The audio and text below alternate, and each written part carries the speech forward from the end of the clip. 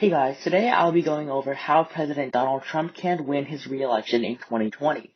Currently, things are not looking too good for him. He is behind by around 9 to 10 points in national polling, under the vice president, and he is polling under the vice president in every single swing state except for Texas. He currently leads by only 0.3% in Texas, and Joe Biden is expected to win every other swing state winning the election.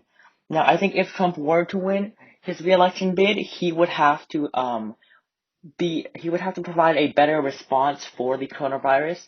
He would have to stop wanting to reopen because reopening, as you can see, has been a disaster. There are now more cases every day than there have ever been, and he needs to stop blaming the governors and have the federal government actually do something.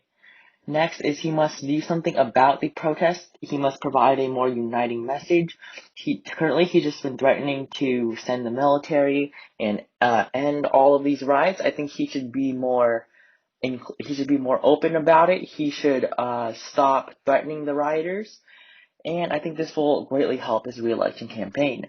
Now, first, I'm just going to fill in the safe states for the president on this map. These are states that I think he will probably definitely win. These are all traditionally conservative states, and states that he won in 2016. So we're just going to go over the states that he must win in order to win re-election. Now, first is the state of Texas. Texas, with 38 electoral votes, it is the second biggest prize in the Electoral College, and Texas is a state that has gone to the Republican Party since 1980. Now, Texas went to Trump by 9% in 2016, but currently he's only up by 0.3% in the polls. So if he didn't win Texas, I think all the other states would flip to the Democrats. So I think Texas is a must win, and if his coronavirus response were to improve, I think he would be able to win narrowly. So we're just going to give him the state of Texas. Next is Florida, with 29 electoral votes, the third largest prize, tied with New York. Now, in the state of Florida, Florida went to Trump by 1.2% in 2016. He was expected to win, although he only had a 0.1% polling advantage on election day. However, the state of Florida is pretty, it's not looking too good for the president. He is behind by 7.4 points against the vice president. And however, if he were to be able to end the coronavirus soon, I think Florida is definitely in reach for the president. So we're just going to give him Florida as well, a state he won in 2016. Next is the state of Arizona. I think Arizona is a must-win state for the president. He won the state by 2.8% in 2016. However, he is currently behind by almost 5 points against the vice president in the state of Arizona. This is a state that has gone to the Republicans since the year 2000. It is moving more and more to the left.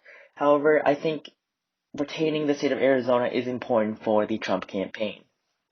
Next is the state of Iowa.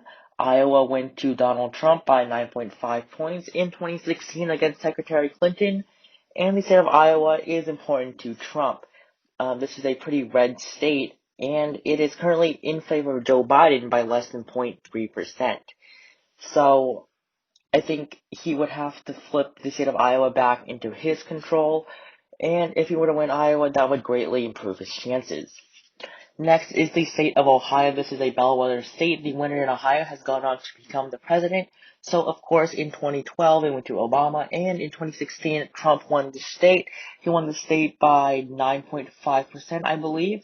8.1%. And the state of Ohio is a pretty red state, so it would be quite a surprise if he lost the state. However, currently Ohio is up 2.5 points for the vice president. However, if he were to win, Trump would have to flip the state red as well. So let's assume that he does. Next, we're going to look at the two congressional districts in Nebraska and Maine. I think he will actually win the second district like he did in 2016. It's moving more and more conservative. Next is the second district of Maine. In the second district of Maine, Trump won the second district in 2016 by around 10 points, I believe, over Secretary Clinton.